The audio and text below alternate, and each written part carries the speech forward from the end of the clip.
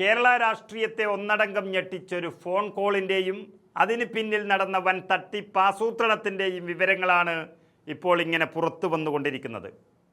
കോൺഗ്രസ് നേതാവും ഏലത്തൂർ MLA-യുമായ വിദ്യാ ബാലകൃഷ്ണനെ ലക്ഷ്യമിട്ടുകൊണ്ട് നടന്ന 3 കോടി രൂപയുടെ തട്ടിപ്പ് നീക്കമാണ് അതിവേഗത്തിലൂടെ ഇടപെടലിലൂടെ പൊളിഞ്ഞിരിക്കുന്നത്.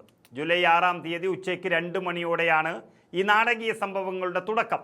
പ്രിയങ്ക ഗാന്ധി MP-യുടെ ഡൽഹി ഓഫീസിൽ ഉദ്യോഗസ്ഥനായ രാജ്കുമാർ എന്ന് സ്വയം പരിചയപ്പെടുത്തിക്കൊണ്ടാണ് ഒരാൾ വിദ്യാ ബാലകൃഷ്ണൻ MLA-യെ വാട്സാപ്പ് വഴി വിളിച്ചത്.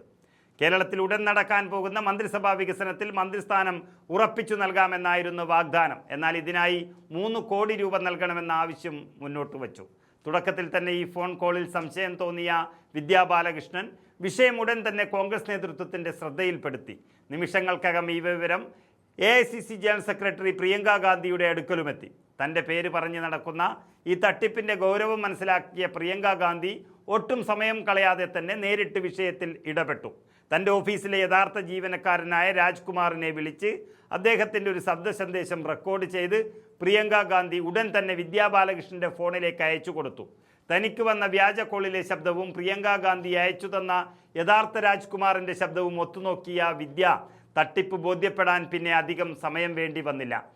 പ്രിയങ്കയുടെ അതിവേഗത്തിലുള്ള ഇടപെടലും വിദ്യയുടെ ജാഗ്രതയും കാരണം ഒഴിവായത് വൻ തട്ടിപ്പാണ്.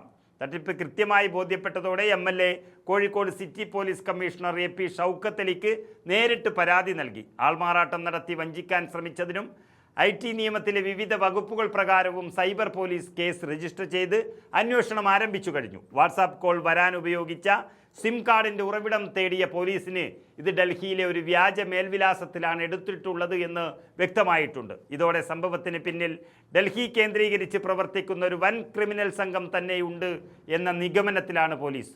കേസിൽ പ്രതികളെ എത്രയും വേഗം വലയിലാക്കുന്നതിനായി കോഴിക്കോട് സിറ്റി പോലീസിലെ cyber crime assistant commissioner SM Pradeep കുമാറിൻ്റെ നേതൃത്വത്തിലുള്ള പ്രത്യേക അന്വേഷണ സംഘം ഡൽഹിയിലേക്ക് തിരിച്ചു കഴിഞ്ഞു.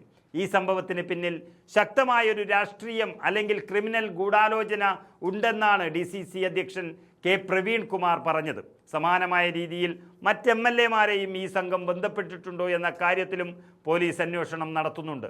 നിലവിൽ വിദ്യാ ബാലകൃഷ്ണൻ്റെ പരാതിയിൽ മാത്രമാണ് അന്വേഷണമെങ്കിലും വരും ദിവസങ്ങളിൽ ഡൽഹി കേന്ദ്രീകരിച്ച് നടക്കുന്ന അന്വേഷണത്തിലൂടെ തട്ടിപ്പിൻ്റെ യഥാർത്ഥ സൂത്രധാരന്മാർ കുടുങ്ങുമെന്ന പ്രതീക്ഷയിലാണ് സൈബർ പോലീസ്.